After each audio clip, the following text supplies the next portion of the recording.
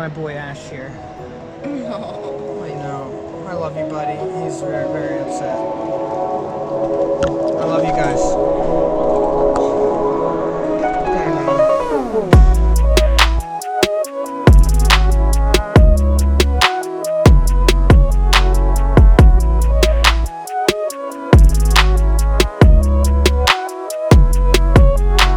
Hello, people of the internet. Sorry, I don't know how to do intros yet. Today, I would like to share with you our experience moving our cats from Vietnam to Colombia.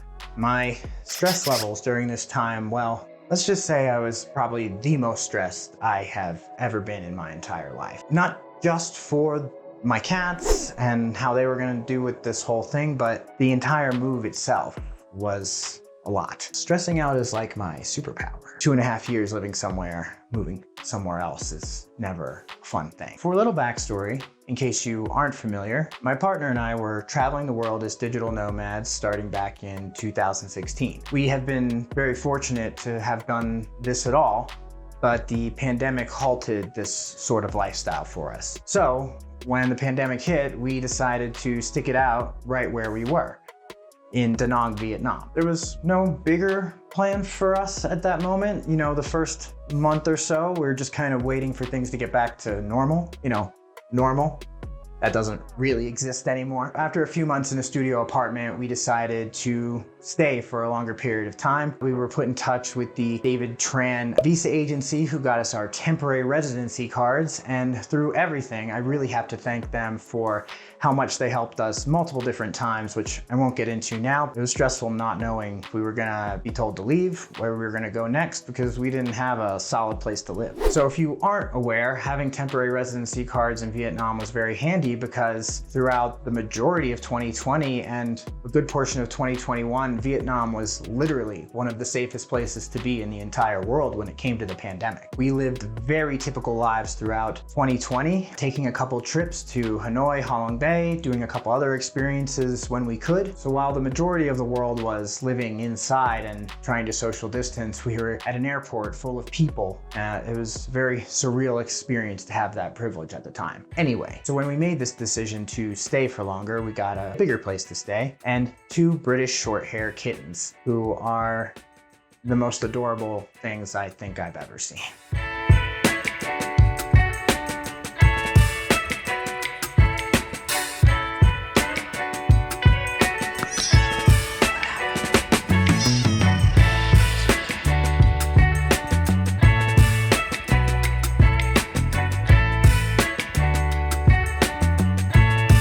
If you haven't met them before, this is Ash. And this is Ember. Ash is one of the most active cats I have ever met in my life. Up there with my childhood cat Sassy, who basically lived outside hunting down her own food, which I think Ash would like to do. Ash almost caught a salamander, but he did get the tail, which is still moving. No, sit. You can look at it. You're not eating that. Ember is definitely more of the typical house cat, sleeping in any position anywhere in the house he can. It's basically his domain, he feels. He's very particular about his food. Yeah, Ember really tests my patience. It's disruptive. But through all of it, these cats have really changed me for the better. It really feels like they saved me from myself at times, and I simply just couldn't be without them. So leaving them in Vietnam was not an option. So if I'm not leaving them, how in the hell do I get these adorable little bastards from Vietnam to Colombia? This was not something I knew how to do when I started the process. So first, I just started looking up what the requirements were for entry into the country of Colombia. I learned that every country has different requirements, Colombia included. Luckily, Colombia's requirements are fairly general, and our British Shorthairs didn't fall under any restricted or banned animals list, so we were all good there. We weren't gonna have any problems actually getting them accepted into the country. So just to note, Colombia didn't require microchipping, but Vietnam did require it for the exit paperwork, which I'll get into in a minute. So microchipping is just something you're gonna wanna do if you're ever gonna think about moving your cats or taking them to another country or dog. Now, when it comes to the actual pet travel, every airline is also different. In just a little bit of research, I learned that a lot of airlines aren't very good with pet travel and they don't even encourage it on their airlines. After a couple days of researching what flight paths I can take and cross-referencing them with airlines that really have a good rating for pet travel, it was clear that Turkish Airlines was our choice. The flight path, while very long in terms of hours, we had 10.5 hours from Hanoi to Istanbul, and then we had about a 4-hour layover in Istanbul, and then we had about a 13-hour flight from Istanbul to Bogota, Colombia, and then just another hour from there to Medellin. So from door to door, it's almost about 48 hours of travel, which is a lot for anybody, especially 2 cats. So just another level of stress adding to me. And after just a few days of scouting out prices on Turkish's website, it was fairly affordable considering that we're taking our lives across the globe. So for just Louisa and I, it came out to be just about 2,300 USD. This did not include, however, the price of the cats. And now that that part was taken care of, I needed to get to the part of actually getting the cats ready to move countries. First, I wanted to get them reserved on our flight reservation. This reserved the cats on both of our flights through Turkish Airlines, and then we had to separately get them booked on the flight for Avianca in Colombia.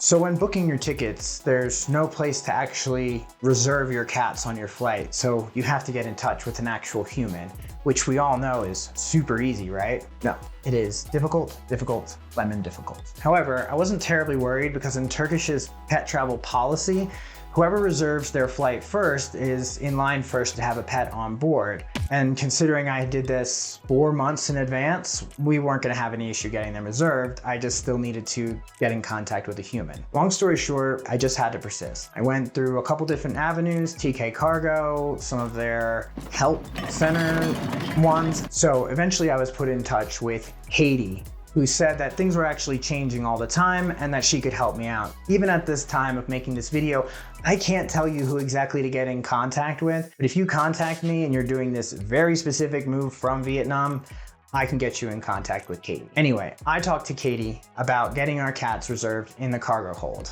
Now, you might be thinking, the cargo hold, is that better? And it is 100% absolutely better because it is going to be more comfortable and less stressful for your cat or dog to basically be alone in the cargo hold and not stressed out with all these people that they don't know and noises and sounds. It's just going to be the hum of the airplane and them down there.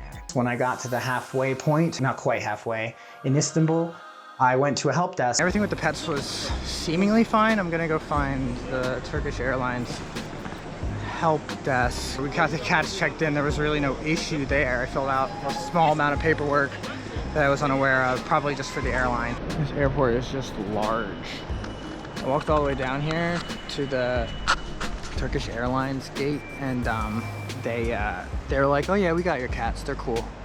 Basically, like, we're taking care of them. We have a space downstairs just for this, and there's nothing I can do to help. They'll take care of them. They got it. So nothing I'm gonna do. I think that's part of what you pay for, which is fine. They said don't worry about it, so I'm not gonna worry about it. So why you might not want to take your cats ever in the cabin of the airplane. When we did this from Bogota to Medellin, when we got to Colombia, my cats were incredibly stressed. We had to take them out of the nice big crate they were into 2 separate little soft bags so that they could fit underneath the seat. They were just crying mostly the whole time. It was really terrible. The cats just aren't that happy, but they're here. I was delighted to see that they were here.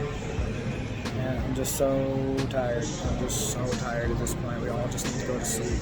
We all need to go home and go to sleep. The cat was like, take me somewhere. What's going on? They don't know when the end is. So that's the rough part right now for them. So it's just at the very end here. We're never doing anything like this again. So another reason I really like Turkish was in their pet travel policy, they stated that 2 animals of the same type can travel together in the same crate if the animals have had a significant amount of time together. And considering that my cats were brothers, they have spent all of their life together and are very familiar with each other. And if they were apart for a very long time, it would have been way worse for them if they were separated for the duration of the flight. So when you are putting two animals of the same type who have spent a significant amount of time together in the same crate, you also need to follow the IATA, spatial requirements for two animals in one crate. I will also link this document in the description. Now, at the behest of my vet at Paws, they were trying to make sure that this was actually allowed, because in their research, they found that this wasn't allowed. But in my research, I did find that it was allowed. And this was the other problem with looking up pet travel, because it was always changing and you would even go to old pages that weren't even true now. So I contacted Katie again and she said, yep, they're all good to go. And I just made sure I had that email when we got to the desk on the day of travel. And initially they said no. And then we had to show them all the paperwork that they were brothers born on the same day, had spent all their time together in our care, and that we were meeting the spatial requirements by the IATA. And after I showed them the email and all those requirements that we were meeting, they did let us do it. However, we were met initially with some resistance. No problem. Thank you. Thank you. I love you, babies. I love you very much. I'm gonna see you on the other side, okay?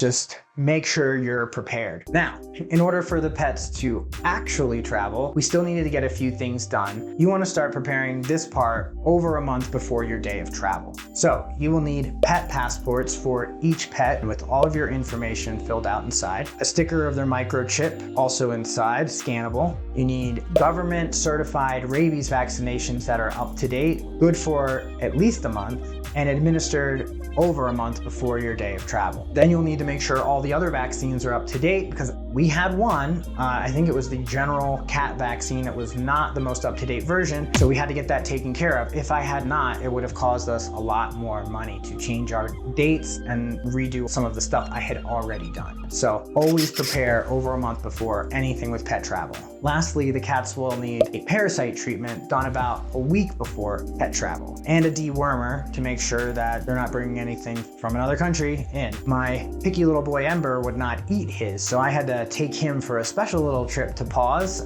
just to get that done. It's okay, Bob. You'll be all right. He's without his brother. It's one of the first times this is the first time they've been apart. Really. So that's new. And I think he's a little scared he doesn't have his brother. He's not happy with me, but he wouldn't take his medicine. And he can't have worms when we get to the airport. You can't have worms, bub. At this time, I picked up the health certificate paperwork. Now for Vietnam and entry for Colombia, and I assume most other countries, they need a certified government health certificate, certified by the country that you are leaving from, that these animals are healthy and that they are certified to enter the other country that they're going to and to travel in the first place. So for us, I used Paws International for all of these things, and they were able to get them done very easily for us. They are the utmost professionals in this field. It really tells you, this meeting that I just had, how horribly wrong everything can go when you think you just have it all done yourself. So if there's a Paws International where you are, I can only recommend using them. So Paws had to physically take the cats in the crate to a government office in order for them to be certified. I could literally not have done this part without them, which is why going to Paws is the best decision I ever made when it came to getting my cats ready for pet travel. This health certificate is only good for about 10 days after it's issued, I believe. So if anything happens, and that date gets exceeded, you might have to get all of this done all over again. And you can only get it done right before the day of travel, I think they did it about 4 days before, and then we got the paperwork the day before we were leaving to go to Hanoi. So let's rack up the cost of everything for the pet travel. The services that I got from Paws totaled about 250 USD. I got the crate through them, I got the paperwork done, all of the vaccinations were checked, I got a consultation, and then the health certificate specifically was a whole other price. Then let's add the cost for Turkish Airlines to accept the pets on the flight. When I researched this, I had a hard time finding this at first, but my friend Jess, You can find her here. She helped me find the correct page for this because again, this is something that gets updated all the time. Parts of the website get outdated and they don't always get replaced, so you might end up in the wrong spot. But when I found this, it actually made more sense, and it's categorized by the different weight that they might be. So mine was in the smallest bracket, so it totaled $588. And this wasn't too bad considering using a service could start you at 3,000 USD and then upwards 8,000 USD. So knowing what I know now, these prices are completely absurd. And if you can travel with your pets on your flight reservation, that's what I recommend doing. So in total, for my pets to travel, this is not our tickets included, but they did have to be attached to our flight reservation. It was about 900 USD, which again, all in all isn't that bad because if you're gonna use a service, your price starts at about 3,000 USD. And the less you are involved and the more somebody else is involved with the pet travel, if it's basically door to door, you're gonna be spending a lot of money. Like I said, over $8,000 probably. So you wanna do it yourself as much as you can, if you can. I think that about wraps up everything. I just wanted to thank my friend Jess again, who really pointed me in the right direction with all this. It gave me a good testimonial on how things went for her and what to look out for. If I didn't cover everything, leave me a comment, ask me a question. I'm not the best at organizing all my thoughts and everything. And honestly, if I can help you be less stressed out about such a thing, the better, because the less people we have running around an airport with hectic energy, the better. It's fun for no one. I was so stressed when we were doing this move, and Pause and my friend and everybody helped me out with it, really eased that, but it was a lot. It was a lot, so let me know if I can help in any way.